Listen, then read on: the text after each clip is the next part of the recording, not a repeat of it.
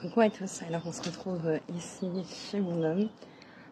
Il est parti travailler et il m'a donné la lourde tâche de monter la vidéo de partie.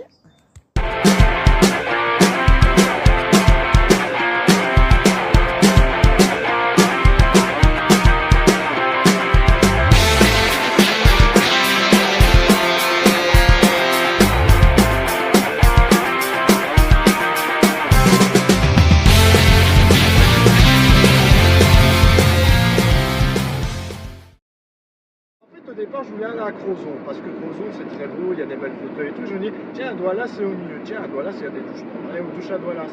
Et après, on va à Crozon. Sauf que. Et on fait quoi peut-être 10 km, il restait 40 km avant d'arriver à Crozon. Donc on a peut-être fait 10 km, c'était à 110 sur l'autoroute. Là, le GPS nous dit de prendre une bretelle, sauf que j'ai pas la distance pour m'arrêter. Et là, c'est le drame. J'ai foncé dans une Hyundai. Donc à partir de ce moment-là, on va se garer un peu plus loin sur une petite place, où il n'y avait pas de gendarme. On fait le constat et tout va bien, tout se passe plutôt bien. On va à un petit café sur la place pour se remettre de nos émotions, surtout moi. Elle est restée très calme tout le long, donc ça faut le reconnaître, elle a été exemplaire. Merci. Bon, de là, on va au petit café. Bon, la voiture, le pare-choc, il ne tenait plus à l'avant. Il était déjà, à la base, il était déjà cassé d'un côté, mais là, les deux côtés, il était cassé. Donc, le moteur n'avait rien, heureusement. Ouais. Mais la demoiselle ici, moi j'étais convaincu que la voiture pouvait rouler et qu'on pouvait continuer sans souci. Mais la demoiselle ici, par mesure de sécurité, elle s'est dit, il faut quand même aller dans un garage. Et surtout qu'on avait combien de kilomètres encore? On avait encore 40 km jusque Crozon et pour revenir, on avait donc 900 km à faire. Voilà, pour moi, le road trip, entre guillemets, s'arrêtait là. Il fallait qu'on puisse rentrer, enfin, on devait absolument rentrer le jeudi, c'est ça? Ah, on devait rentrer le On jeudi. devait absolument rentrer le jeudi, donc on n'avait pas le choix de se remettre en route. Donc là, on était le mercredi midi, voilà. ouais, et donc pour moi, il n'y avait pas le choix de retourner. Et j'avais déjà regardé par les petites routes, ça prenait 12 heures en prenant les petites routes, mais voilà. si on tombait en panne sur les petites routes, il n'y avait rien autour. Voilà, donc c'est pour ça que je voulais qu'on aille voir un garagiste. Alors ça a été un peu source de tension, mais au final, après avoir parcouru 15 km par les petites routes, parce que je suis têtu comme une mule, on s'est arrêté au bord d'un champ de maïs. Voilà, et on s'est mis d'accord, on s'est retrouvé, on s'est dit, t'as raison, on va peut-être aller au garage. Elle a un peu râlé. Et on est parti à Playben ou Playban, je ne sais pas comment ça dit. On a été voir un chouette garagiste qui a regardé la voiture, qui nous a dit que ça pouvait encore rouler. Il nous a remis 2 vis au pare-choc, il nous a rien fait payer. Après, on a repris la route. Oui, il était vraiment trop sympa, franchement. On s'est arrêté, il nous a dit de vérifier quand on faisait des pauses et tout. On a vérifié, il n'y a jamais eu aucun souci. Elle roule toujours très bien. Depuis, elle roule toujours très bien. Donc ce jour-là, on décide de partir directement vers Caen. On fait la route directement de Playban jusque Caen. On fait plusieurs pauses sur les aires d'autoroute. On arrive à Caen, à Giberville. Donc à Giberville, on retourne sur l'aire d'autoroute de Giberville, mais de l'autre côté cette fois, donc celle d'en face, vers plus ou moins 23 heures. On était complètement épuisés. On mange un petit truc, il y avait un salade bar, on mange vite fait un petit truc. On va vers dodo dans la voiture. On dort super bien encore. On était tellement crevés en même temps, voilà. Ouais, les émotions. Le lendemain, on se réveille un peu plus tard que d'habitude. Là, je l'ai laissé dormir. On se réveille vers 8h30 et là, je lui dis quand même, bon, la voiture, ça va. Il reste quelques heures de road trip. Il nous restait 3-4 heures de route pour revenir. Je dis, on va quand même essayer de profiter de la fin de ce séjour. Et voilà. Donc de là, on reprend l'autoroute. Il était plus ou moins 10h30 du matin. On reprend l'autoroute.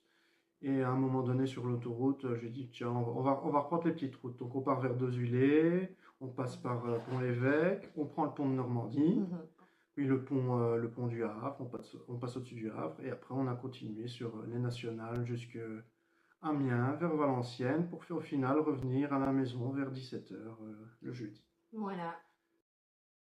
Le bilan est très très positif puisque ça nous a vraiment donné envie de continuer à voyager comme de cette manière-là, de vous partager tout ça. Donc voilà, ça c'est un des plus beaux points positifs que j'ai envie de partager. Je dirais aussi que voilà, ça permet de découvrir des endroits incroyables Et voilà, de pouvoir s'arrêter dans des endroits qu'on ne ferait pas forcément si on était dans un autre moyen de transport.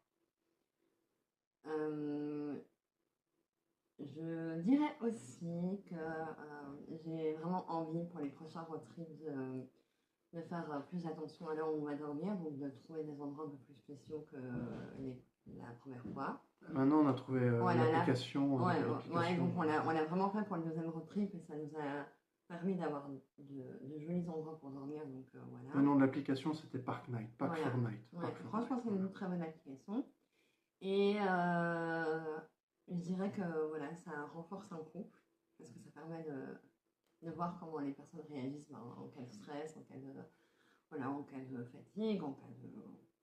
Ça a renforcé notre couple, mais ça n'a pas renforcé la voiture. Non, c'est clair, mais je veux dire, voilà, ça nous a clairement renforcé. Et ne roulez pas de nuit en France. Oui, ne roulez pas de nuit. Surtout, ne faites pas de longs trajets comme ça, de 4-5 heures, et puis arriver dans la nuit et tout ça, ça peut être très fatigant. N'oubliez pas de faire des pauses. Ouais. Très important. Ouais. Et prenez le temps là où vous arrivez, dans les beaux endroits. Prenez le temps de profiter, ne sautez pas d'un endroit à l'autre. Passez une demi-journée sur place si vous y êtes bien. Et vous irez là où le temps vous permet d'aller. Ouais, non, c'est vrai que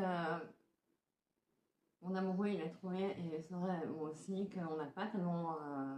Enfin, on a vite bougé, en fait. Après, je pense que c'est un peu dans notre nature de vouloir découvrir plein de choses.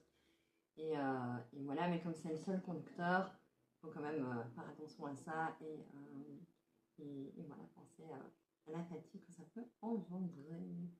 En tout cas,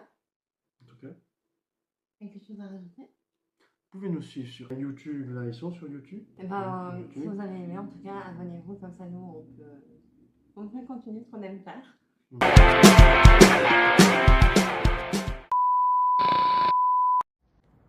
Coucou. Re-coucou. Vous voyez nos têtes Bon, on a été chez le premier carrossier et ça pue. C'est 3500 € pour la refaire et vu qu'elle date de 2017, faut voir le prix de la revente en occasion et ça vaut peut-être pas la peine de le refaire. Donc on va aller demander un avis à un deuxième carrossier.